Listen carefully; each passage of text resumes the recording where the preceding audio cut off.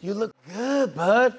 You look like a stud. You look like a stud as always, looking good. You know what? Next time they have Fashion Week, they need to call me. That's what I'm talking about. No, I don't got to be in. I can consult though. Yeah, you could consult. You just had a big weekend. You were in Vegas for the Super Bowl. Was I? Yes. Was I? Yes. It was people. It was beautiful. Everybody. I mean, people were there, dead, alive. It didn't matter. Everybody was there. It was like. What do you mean dead people were there? Oh, of course they had. They had holograms of people walking around. But anyway. It was absolutely. What holograms did you see? It's Black History Month. It's all black holograms. Oh my gosh. I didn't know that. Some made me cry. Oh, good for you. But anyway, everybody was there, man. All the celebrities were there, you know. You go to these parties and people walk in there. You're like, woo, hoo, hoo, look at everything. Really? You feeling it? All the singers, all the athletes. I mean, it was just amazing. And you went to and then you see somebody who was so imposing. Like Shaq walked in the party, and I said, God damn. Wow. That's a big man right there. He is a big. My mama would call him a big piece of meat. Uh-huh. You know, yeah. Miss Whitehead, Miss Whitehead, get Mama, she's in the hospital too. Get well, Mama. Hey, Mom, get well. She called him that's a big piece of meat over there. What? How come when you get a certain age, you get real, like you don't say anything. You don't give a damn what you say no more. Piece of meat, yeah. Hey, I heard one time I seen these old people talking to one of their friends who didn't take a bath that day, I guess, and she said, we're gonna take you to the car wash. I was like, wow, you are mean old people, man. Wow. Old people get mean and ornery, man. Like, wow, really, the car wash? Next level. But how was the I would have got a detail, if anything, not a car wash, though. How was the Super Bowl? How was the game? It was great, man. I didn't, it was great, but I didn't go to the game. I did something even better. What? I flew back at 3:30, the same time the game came on, first class on Delta. Oh my gosh, it was amazing. Everybody had their little earphones in. It was peaceful. Everybody had little earphones in. But here's my only gripe. Look, if you know people are leaving town at the same time as the game comes on, as kickoff, yes, you should plan it better. You know? What do you mean? Have a party in first class, a little Super Bowl party. Yeah. Everybody had little earphones on, but they had the regular stuff, like little cans of soda. They gave you that kind of stuff, real glasses and stuff like that. You know, all the stuff you normally get. Little bowl of hot nuts, pause. Little bowl of hot nuts. A little hot nuts. But why no pizza? Why no wings? Yeah, you know, pizza, little pigs in a blanket, that kind of stuff. I love pigs in a blanket. Plan better, Delta. Plan better, Have Delta. a Super Bowl party and at least just... Yeah, have a good time. But everybody's having a good time. Every big play, people were like, yeah, yes, yes, yes. We were so loud. I was in the last row of first class, so I just closed a little curtain because I didn't want the coach people to be all in our business, you know what I mean? They weren't invited, so there's no sense in them enjoying our happiness. And, yes. You know, is Valentine's Day a big deal for you, JB Smoove? Oh, it's a big deal, man. We like to, you know, we take turns, you know. We love each other all year round, man. And that's what you guys should really strive for is love. My wife, Shaw, and I. Your wife, yeah. Oh, I love my baby, man. We just, they call us Get a Room. Oh, I like that. A little nickname everybody gives us. Get a Room. Hey, get a room, you guys. Have you ever got a Get a Room drive-by? No. Get a room, you two. Really? You got to get a room drive-by. You see you kissing her and making, you know. Why don't y'all get a room? Oh my God.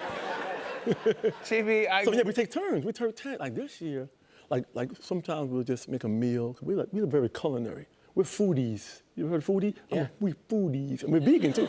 We're vegan foodies. So we make have you ever had chicken fried mushrooms? Like blue oyster mushrooms, the big chunky ones, like the big fat ones. Oh man.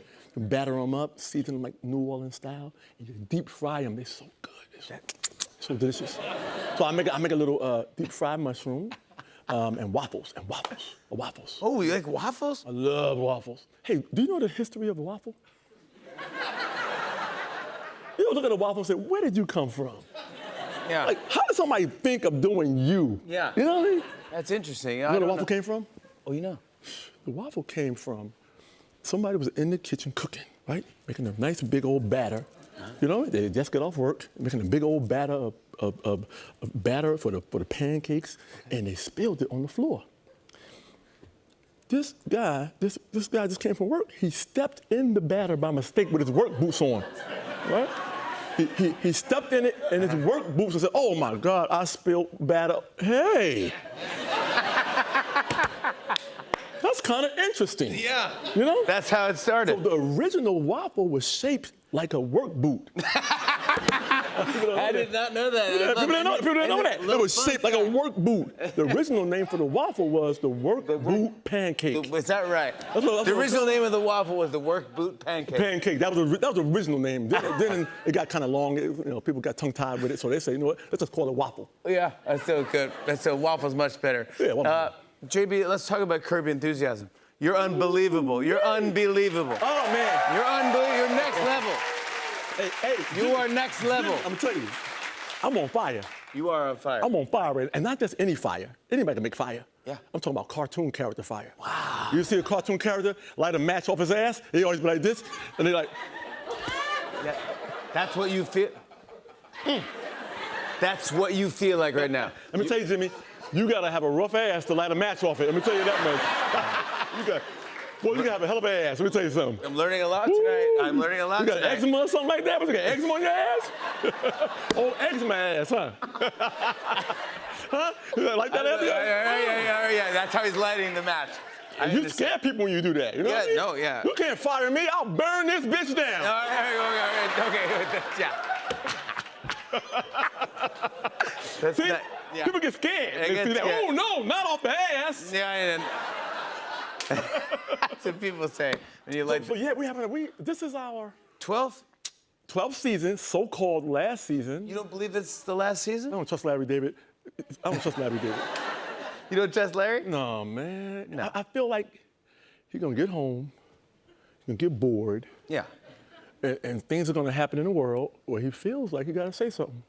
And I'm not, look, last season, I'm not saying he has to do Curb, but he has to open his mouth. And he has to address these things. And when I first met Larry, I said, Larry, how long are you gonna do this? And you gotta realize this train was already moving. Oh yeah. You ever hop on the moving subway? No. That's what it felt like. I came in season 6. The train was moving. And you hopped down. I just closed my eyes and just jumped on it like that. I just closed my eyes first and you jump on it.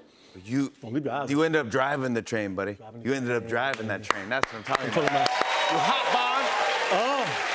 We hop on and we're having a ball, man. And I'm tell you something. How many Emmys have you won an Emmy for this role? I have not won an Emmy or even been close to being nominated. Not even close. You were phenomenal. Not even honorary mention. I'm not, look, Jimmy, you know me, man. I'm not a guy that begs for anything. I just do what I do and make these people happy who love the show. That's all.